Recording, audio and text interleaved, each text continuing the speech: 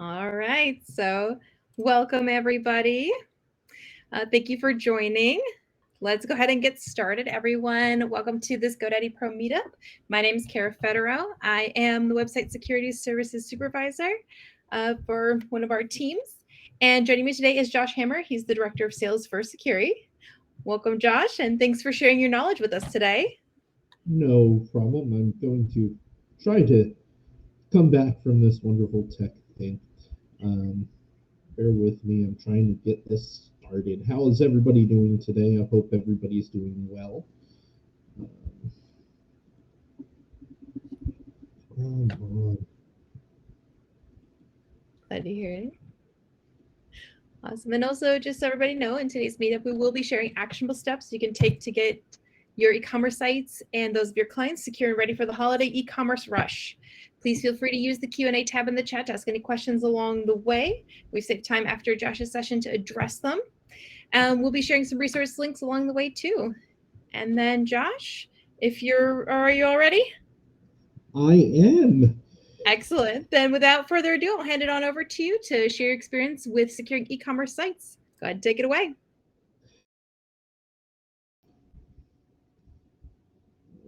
Let's see. I was told it sounds a bit muffled. Can you hear me any better now, Brian? Actually, that sounds a lot better, yeah. A lot better? Fantastic. All right, so this is going to be a high-level overview of things that we can do to prepare our sites, getting ready for the holidays coming up. Really, you need to be prepared before anything happens because, the holidays are not the greatest time for a site to go down, right? So let's get into it. When I say holidays, I mean more like, holiday shopping. Black Friday is coming up. We start to see an increase in things like credit card swipers and that kind of stuff. So we want to prevent that from happening. What are some risks for it? Well, obviously, customer credit card data being compromised. Customers' private information being compromised, more on your side, orders not being completed or sites going down over the holiday. All those things are horrible on reputation, but even worse, it could mean that you're not making the sales on your websites that you expected during these busy season. So what are some of the types of attacks that are out there you may face? Obviously, a DDoS attack where they try to bring your site down. Man in the middle, phishing, redirects, credit card swipers, and of course, all other kinds of malware, which we'll go into each of these step by step and what we can do to prevent them. There will be a common theme. You're going to hear me say firewall several times today. And the reason for that is because, a firewall is going to prevent 90% of these. So distributed denial of service attack. Basically, it's a type of attack where a whole bunch of computers are sending information towards your website or the application layer, which is the layer 7. It tries to overload the website and kind of bring it down. The way I look at it is if you think about your house, okay, you've got the street, and then you got the sidewalk, it comes up to your house, and then you got your front door to go into your house. Basically, what a DDoS attack that's attacking your website or a layer 7 DDoS attack is doing is they're piling garbage up in front of that front door. And they're trying to make it hard for anybody to get in or out of that front door by sending so much garbage you can't get around it. Now, they can target layer 3 and 4, which are a network layer. But if they were to target layers 3 and 4, they'd have to throw up the garbage on your sidewalk going up to your house. And that takes a lot more garbage, so it's harder to do. So layer 7 tends to be the type of attack that we see the most. We're going to, once again, good firewall will prevent this type of attack. I'm going to recommend a web-based firewall because local firewall, such as a plugin, is going to take your system resources to try to prevent that attack. The problem is the attack is going after your system resources. So a web-based or a local firewall is going to be using those same resources to prevent the attack as it is to display the site, and it can actually cause more damage than good against a DDoS attack. So a web-based firewall, one that's deployed before it gets to your server, is going to handle that more effectively. Man-in-the-middle attacks. We see these quite a bit. You can think of them at like coffee shops where somebody tries to connect to the Starbucks Wi-Fi, but instead of Starbucks, they connect to Starbucks. And now this person is connecting you to the Wi-Fi, but all the information that's traveling between the computer and the main site is being hijacked in the middle. It's being intercepted. It's still sending it through most of the time, but everything that you're sending is getting seen by this person. So this is where an SSL comes in. An SSL will encrypt the data going from the computer to the site, so the person in the middle has no clue what they're looking at. It's just a bunch of encrypted data. Sites that don't have an SSL or unsecured websites that are using HTTPS, the information that's getting sent is not encrypted. So when they send let's say a credit card data along the way, the person in the middle is able to hijack that credit card information and then use it. While this wouldn't affect your site per se, what it is going to affect is your customers and their money getting stolen or their information being stolen. So an SSL is going to go a long way in preventing that from happening. Phishing. Who doesn't love to go fishing? We see this quite a bit, right? It's a web page is designed to look very similar to your page to gain customer information or payment information. We see it mainly in emails for the most part, where you get that wonderful email that says, Facebook password was stolen. You need to log in to update your password, and they give you a link, and you click on that link and you go to this Facebook site, but it's not really Facebook, and you put in your information, and now the person has the credit card information or the information for your username and password. Really, with phishing, monitoring is going to be a big one.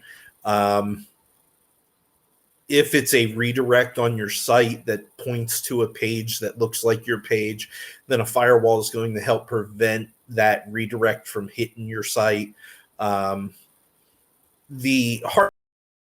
redirect is installed and this phishing attack is done via your site and on your site. Google indexes that information, and the fun time is you see all these wonderful links that actually don't go anywhere on your web page that gets indexed, and then when people Google search, they see all these links that return 404 errors. So fun times there. Once again, good monitoring is going to help in a firewall. A little bit more about redirects. We see this a lot with Black Hat SEO, pharma hacks. The lovely buy Viagra now hacks are all over the place. And so we still see a ton of it, even though it's been years and years. It's still one of the top malwares that we see when we do cleanups. The redirects can be kind of difficult to diagnose because they can target certain browsers. They can target certain versions of certain browsers, or it could target mobile.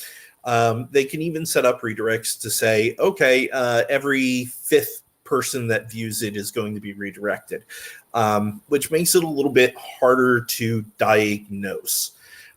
Good monitoring can tell you when files have been changed, and if you haven't changed any files, then it's something to look at. Good firewall, once again, can prevent the attack from getting into the system and prevent it from happening. And credit card swipers. These are the fun ones. These are interesting to me because they're very creative in the way that they get the information. We've seen credit card swipers put information into an image so that when the person looks at the coding behind the image, they see all the credit card numbers. So the third party who's stealing these credit card information doesn't even have to have an email address that the credit cards go to. They can hide it somewhere else on the site and then just pull it because they know what they're looking for. I'm not going to go into huge depth about it because we do have a lot of blog posts on credit card swipers and how they work and that you guys can read. But know that, once again, a good firewall can prevent anybody from accessing the system in order to install a credit card swiper on there.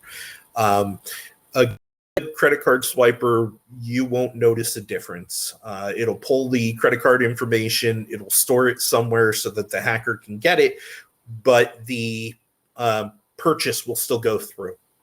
The not so good credit card swipers, and we do see these, will yank the credit card information, but it breaks the checkout. And so when you see a loss in number of checkouts than is normal, it could be a sign that somebody has done something such as a credit card swiper to the site. And then miscellaneous payloads and other issues. So these are going to be things that they install into your site that are used to infect other computers, or just to infect your hosting server. They can do things such as cryptocurrency mining. They could install a backdoor so that they can use it for a botnet in the future. So we can go back to that distributed denial of service attack. That's where they get all their computers, is from things like this. There's a bunch of things that they can do that installs payload onto a client's computer or into your site. And some of the payload, sometimes they mess up and you notice an issue on the site. Other times they don't, and the site seems to run like normal. Then you start getting consumer complaints that, you know, your site infected my computer, and that's always fun to do. Once again, a good firewall, good monitoring so that you can see changes done to your website is going to help with this. And a little bonus, why me? I like to throw this into almost every one of my webinars because it's the most popular question we are ever asked here at Sucuri, is why was I targeted? Why did they pick me? My site is small. I only do X number of sales, you know, a month. It's really not a huge thing. Why would they go after me? The answer is that, you know, we're humans. We like the path of least resistance. Hackers are the same way. So they find whichever random site by using a bot and says, okay, hey, these 20 sites are using an outdated version of this plugin, which is weak, so it's easy to exploit. Fantastic. And they go right in and exploit that issue. They can make money not only off of your clients that are coming in, but they can make money like in the cryptocurrency. They can use your hardware to churn out the bit mining and all that fun stuff. And it doesn't cost them anything because it's using your resources, not theirs. For redirects, they make money off of that. So they don't care if your site is huge or not. If they can use your site to redirect people, every redirect gives them a penny or two. So it adds up in the long run. You know, I kind of went through these real fast in hopes that you guys had some questions that I could answer for you.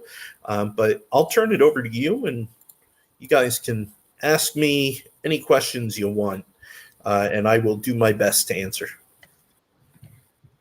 Thanks so much for that, Hammer. Anybody have any questions at this point? If not, I definitely had a few. Sorry, I think my headset shut off, so I couldn't hear anything. Oh. I said thank you so much for that presentation. That was great. Very informative. Thank you so much. If anybody has any questions, feel free to drop them in the Q&A. tab there. But I did actually have a couple questions if so I was interested to know a couple things. So you did mention a firewall several times. What should we look for in a good firewall? You're going to look for a couple of things. One, you want to make sure that there's a CDN layer. Most firewalls are going to have one that will speed up your site. A good firewall that's protecting your site shouldn't slow it down, right? So it should speed it up. You're going to want one that has multiple endpoints throughout the world that help speed up the firewall. And preferably one that can learn or adjust to common types of traffic. So if, for example, in Sucuri, if we see that commonly you're getting hits every day, maybe 1,000 hits a day, and then all of a sudden between 1 and 2 p.m. on a Friday, which is a slow time for you, you get 10,000 hits. We're going to go, hey, wait a second here, something's weird going on, and it's going to look into it and see if those are good hits or if they're bots or what's going on and start adapting to that. So you want a firewall that can kind of adjust to your customers. You also want one that protects you against 0 days, because there are 0 days out there, which are a 0 day is a exploit of a software such as WordPress that hasn't been patched or announced yet. So it's something out there that there is no fix for, that people might not even know about, but you want to be protected from it. Here, our firewall, we protect against 95% of 0 days without us having to adjust anything. So it's important that you look at those things for a firewall. Awesome, thank you. We had a couple come up in the chat here. So is it good to have a free SSL or should we get a paid one? It's really up to you. It's how you want to manage it. Most paid SSLs are going to install for you, which is one of the benefits of paying for the SSL. But the Let's Encrypt, which is a free SSL, works really well as well. They're both 256-bit encryption, so they're pretty much the same thing. It's kind of the difference between buying brand name shoes and buying off-brand. You might look better because you got the brand name shoes, but if they both work, they both work. Fair point. All right, what is the best way to make sure that you can get your site back up fast after a hack? Backups. You wanted to do really super fast, make sure you have a backup. Backups are actually relatively inexpensive. And I'm going to say backups, I want to make sure that when you back up your site, you don't leave it on the same file tree as where the site is. Because if I've infected your site, I have access to your file tree, which means I can infect that backup. Okay. You're also going to want rolling backups because a lot of times we will see infections hit but not become active for a few months. And they do that to infect your backups so that you go, okay, I'm infected. It started. Let me restore from my backup. And then you restore from your backup only to find out that your backup was infected too, because they let it sit idle for a while. The other thing you can do is you can pay a company to clean your site, or you can clean the site yourself. We have YouTube videos out there on how to clean up WordPress sites, how to clean up Magenta sites. It's really basically what's more important to you, time or money, because you can clean the site, but it's going to take you some time. And if you don't want to spend the time, you can come to a company like us. We'll be happy to do it for you, but that's going to cost you some money. So which is more important to you? An excellent point. All right. Is it advisable to utilize IP blocking by country, especially with e-commerce sites? If you don't sell in that country, absolutely. The more places that you're IP blocking, the lower your footprint is. So the area of attack that we can hit is lower because you've blocked different countries. So absolutely. And with IP blocking or geo blocking, you can actually block, okay, I want them to be able to see my site, but I don't want them to be able to buy anything or post anything. So you can actually block just the posts, not all of it. But those are options out there. A good firewall will have geo blocking for you, so you can just pick, hey, I don't want these countries to look at this site. Awesome. Can you give us some insight into how the security team manages the threats they've identified and how those are shared with the wider WordPress community to make sure the devs have patched the issue? So when we discover an issue that hasn't been addressed by WordPress, we patch it on our firewall right away. From there, we let the WordPress people know, but we don't make it public to the wider audience out there that there's this issue. We give WordPress time to fix the issue before we announce it publicly on our blog. Because once you announce it publicly, the hackers now know. And so if it was a hidden issue, we don't want everybody in the world to know that this issue is out there. So we're going to try to work with the WordPress developers and community to get that issue resolved before we make it widely known. But we're in a good position because we clean sites and we protect them. So when we see something that is attacking a certain plugin and we're blocking it all the time on the firewall, our firewall team lets our research team know that this is happening. And our research team can go in and take a look at the plugin and look for those vulnerabilities. Or if we're seeing infections and we're cleaning up these infections that all have to do with the same type of thing, then we let our research team know and they take a look at it. And the more customers we have, the better informed we become, which is fantastic. That also makes sense. That's awesome. Are name servers important, and how many should we have? Should they be custom name servers, or is it okay to use hosting name servers? As long as the name server is protected, it doesn't really matter if it's a custom or a company or hosting name server. You want to see how long it takes for DNS changes or name server changes to take effect. That's probably going to be more important than whether or not it's a custom name server. Are name servers important? Absolutely. I mean, if somebody can hijack your name servers, they hijack your website, because the name servers tell the computers where the heck your website is hosted, right? It also tells, once you get into the zone file, you can figure out where the email is going to, and they could hijack your email if they get into your name servers. So are they important? Absolutely. Is it important that it's a custom name server? No, not really. Makes sense. So going back a little bit to what we were talking about earlier, speaking of file trees, is it okay to have multiple sites on a cPanel install using add-on domains? Is it okay? Absolutely. Is it secure? No, not at all. So hosting is fantastic. It's a wonderful world in hosting. It's very interesting because a hosting company will sell you a thing that you can put unlimited sites with add-on domains under one file tree, which is great, and it's affordable and it's cheap. And when one site gets infected, they all get infected. So it's not very secure. And most infections come from outdated sites, because when the website is outdated, it's usually the update is a security feature that they patched. So when you have these business sites, and we see this all the time, where we have this important business site that got infected, I want to clean up that site, and we go in there to clean up that site, and we notice there's 10 other sites in there.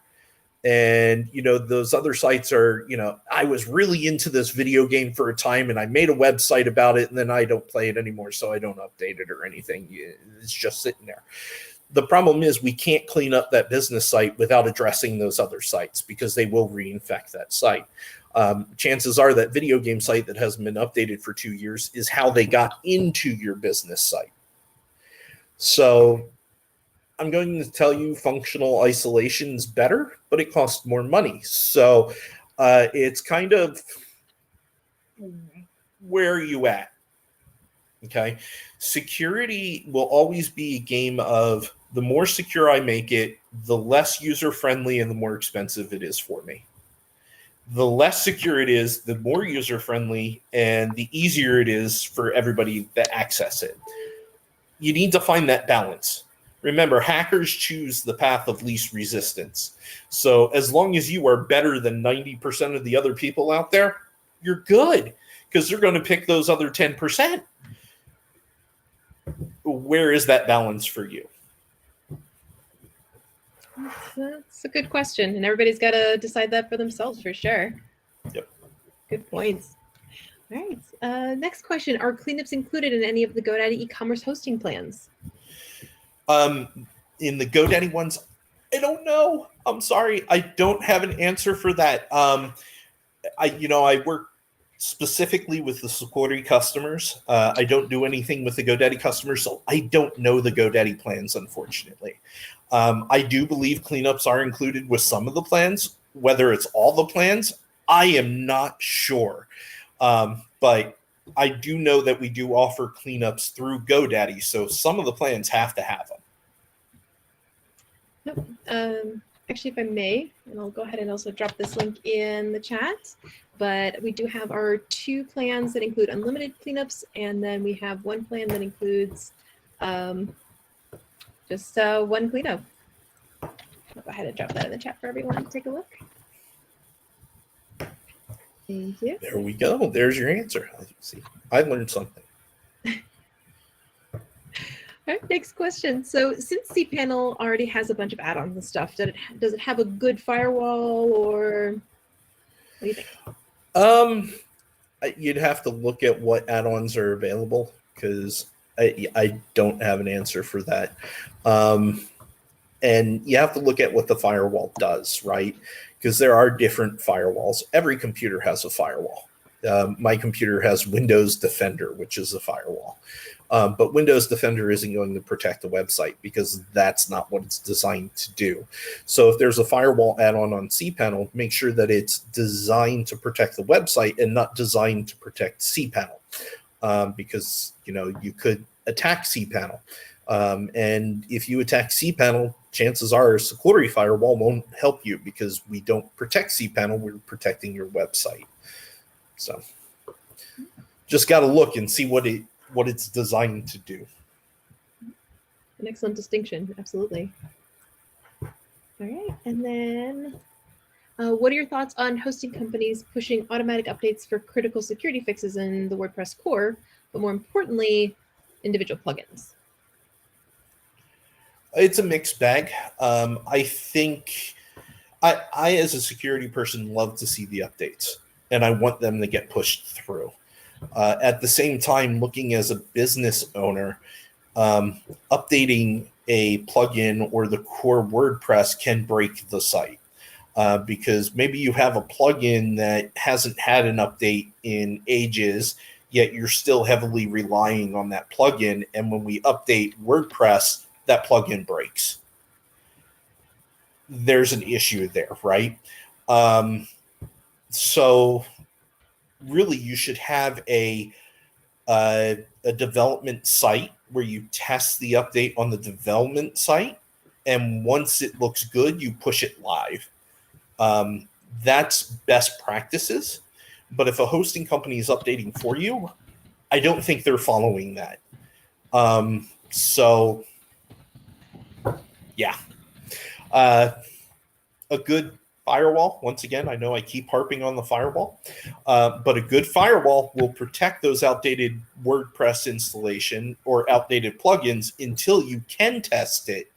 And that way it gives you the time to do the update while you're testing the site without leaving your site vulnerable while you're doing that testing. Important things, absolutely. And then I had another question as well. So what are some signs of a credit card swiper? Or how do we know we're hacked? Look for slowdowns of the website, things that are unusual. The not so good credit card swipers will usually break something in the site when they add them. And it could be something as small as, there's a semicolon showing up on my webpage that wasn't there before, because they put one too many semicolons, and now the code is actually showing up on the website.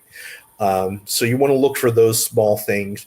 Look for slowdowns, customers that are contacting you that are saying, hey, I placed an order on this day, but I haven't received it, and you look up the order and you don't show it.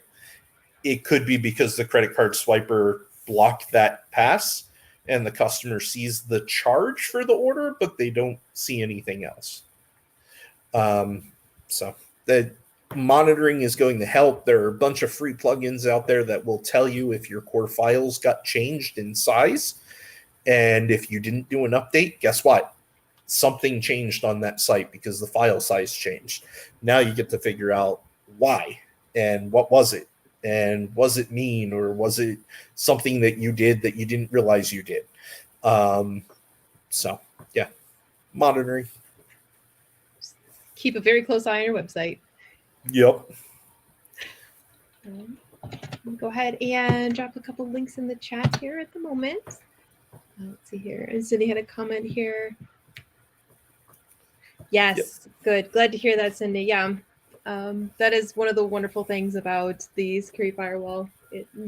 Is that it has some really great monitoring on it. I know that that's how a number of my team members have been able to find infections and credit card swipers and things like that. Yep. And the reports are always nice to see because, when people ask us to demo the firewall, we're always like, well, what do you want to see? Laser guns shooting at like malware or something? I don't know what to tell you except for the firewall has a bunch of blocks, right? So it's blocking different things and bad bots. And I think somewhere it said like bad bots are over 50% of internet traffic out there. Wow. So, I mean, yeah. Fun times. I mean, you can imagine that there's little lasers going out to hit those bots. I think that'd be really cool. I'd love to see that, but, right? Tron style. Exactly. Awesome. Let's see here. Looks like we have another question. In your experience, how many resources should a hosting package include as a minimum in order to avoid most average DDoS attacks? If, say, every page is about 10 megabytes in size. And what do you mean by resources? Are you asking about bandwidth, or are you asking about memory on the server or hard drive space? Because there's a lot of different resources there, and a DDoS is going to attack mainly the CPU. But it's hard. Hosting companies use shared servers, right? I mean, it's web hosting. You're on a shared server with 300 other sites. Hosting companies are fantastic at shutting down your site if DDoS is coming in, so it doesn't affect the other 299 sites that are on that account. So really, I don't think, to be honest, that it's a hosting company's job to provide you with enough resources to prevent a DDoS. It's a security company's job to do that. And that's where the firewalls come in. Some hosting companies will offer with their standard hosting a small firewall. But once again, that's more to protect the hosting company than to protect your individual site. True. And if it's helpful, it looks like there was a clarification here for CPU and RAM. It's a good question. It depends on the number of visitors you have. I can follow up with my firewall team and get you an exact answer of what the average DDoS size is, because offhand, I don't know. But yeah, it's going to depend on your site, how many resources are loading. Are you using video? Are you using pictures? Because those take more bandwidth. But let me follow up with my firewall experts and get you an answer that I can post on the webpage after this is done. Thanks. All right. Any other questions from anybody? If you do test your website on SiteCheck, It's fantastic resource. There is a small link at the bottom most people miss, and it says force rescan. So if you've tested within the last 24 hours, you're seeing cache test results. So if you do a forced rescan, you'll see new test results. So there's a nice little hidden feature for you. Also, keep in mind, SiteCheck is an external scanner. It does not guarantee it'll find everything. Think about it this way. If there's a thief in your house and a cop is looking in your window from your front of your house, are they going to see the thief? Well, possibly if they're in the front of the house and they can see it. But if they're in your bedroom in the back of the house, cop's going to have no idea. And that's kind of how SiteCheck works. It's looking in through the window. If it's in the back end code, it's not going to find anything. Mm-hmm. Yes. And also another quick note on SiteCheck is be sure that you clear your website caches as well, because sometimes it'll get cached or it'll get cached aggressively, and if you don't clear it and then force the rescan, it might still show up. So definitely check that. All right, folks. Well, thank you everybody that came. Thank you so much, Hammer, for your presentation. This was some great info. Really appreciated it. And we've gone ahead and dropped a few links in the chat for you all to check out. Thanks everyone for joining us, and we'll see you all next week. Have a good one. Bye.